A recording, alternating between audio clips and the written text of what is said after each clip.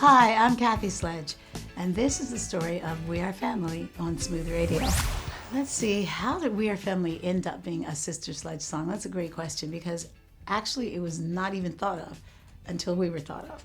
So I'll explain that. The then record company president, Jerry Greenberg, asked Nile Rodgers and the late Bernard Edwards of Chic to produce us. And what's so crazy is there was a long list of artists from the Rolling Stones, and Nile and Bernard was like, nah, give us an act that's obscure, that no one knows. And with that said, Jerry Greenberg started explaining and describing my sisters and myself. You gotta meet these girls, they're family. They've locked together like birds of a feather whenever they're here at the label, blah, blah, blah. So Nile and Bernard took out their pens and they started writing down these notes. And that really is the portrait of the lyrics of We Are Family. So it's very special to me because the song and the lyrics are really about my sisters and myself. And I'm most proud that that song has gone through generations. And whenever I hear it, I think of my family.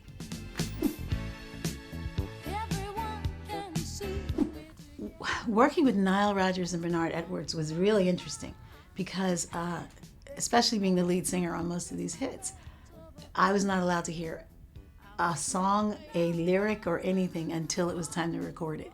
So that was really interesting to me because I was used to, at that age, I was 16. I was 15 actually when I recorded all this stuff, and 16 by the time it came out. But I remember wanting to hear the lyrics because I like to listen to the songs, rehearse them, and that was the total opposite of how they work. They wanted spontaneity. They wanted to make sure that it didn't sound rehearsed. So with that said, I had to literally learn most of those songs line for line. Like, you know, if it was The Greatest Dancer, one night in the disco, okay, cut. What's the next line? So I actually heard all of these songs by the time the public heard them for the first time. So it was really interesting. And that was a little, honestly, it was, I won't say frustrating, it was different. It was frustrating to some of my sisters, like especially I think our sister Debbie, who was used to giving out all the harmony parts.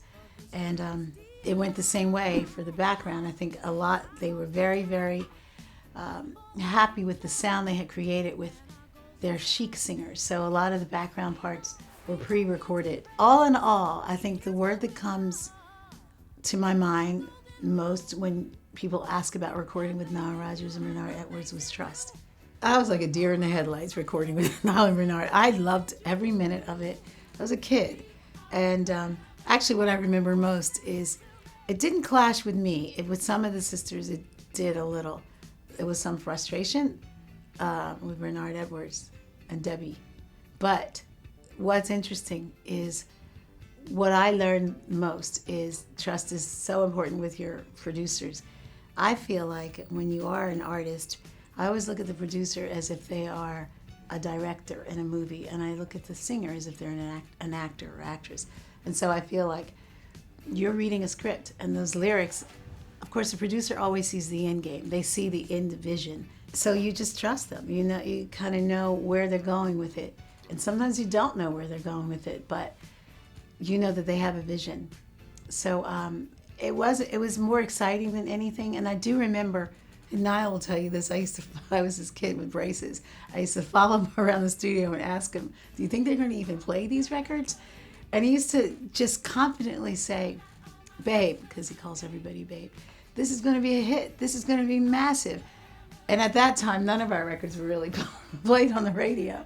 So I think more than anything, I was excited with the fact that they were so confident. And that was infectious. I feel like I grew confident that people will one day know these songs. And the rest is history. From the song We Are Family, I think my favorite lyric that describes us most is we flock together like birds of a feather, because back then we really literally did. And we flock just like birds of a feather. I won't tell no lie. We were like a herd of cattle.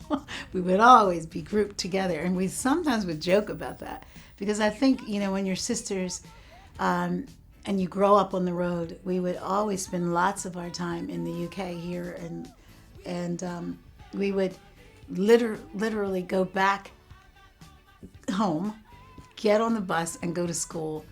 And I used to always say I was a real life Hannah Montana. I wouldn't talk about this to my friends. What did you do this weekend? I went to the mall. I went to the movies. Oh, I was in London.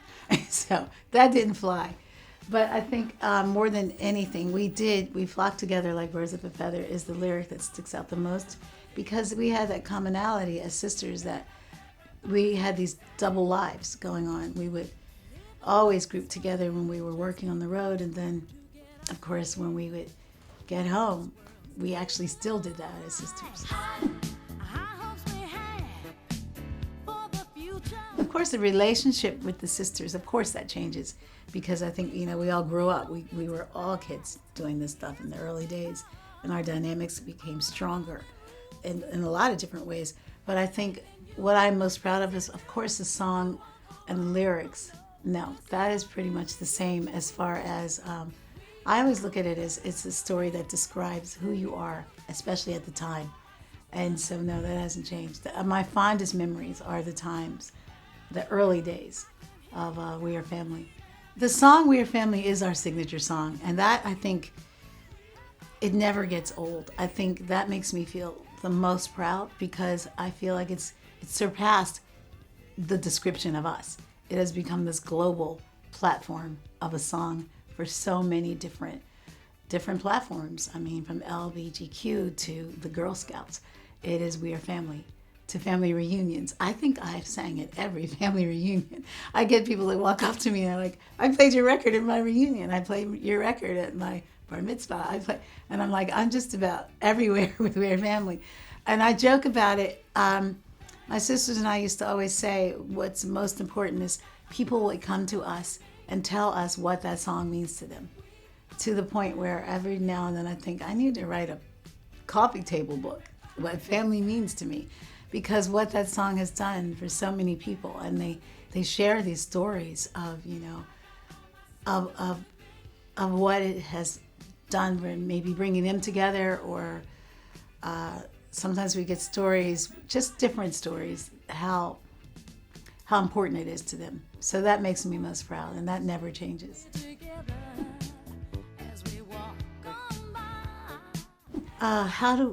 Performing this song and how it affects me and what it means to me, it never changes, and it's always new, if there's such a thing. So it never changes, but it's always new.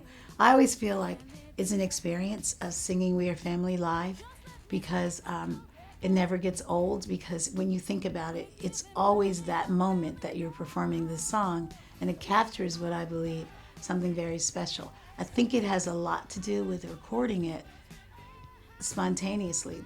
The spontaneity hits you in that crowd.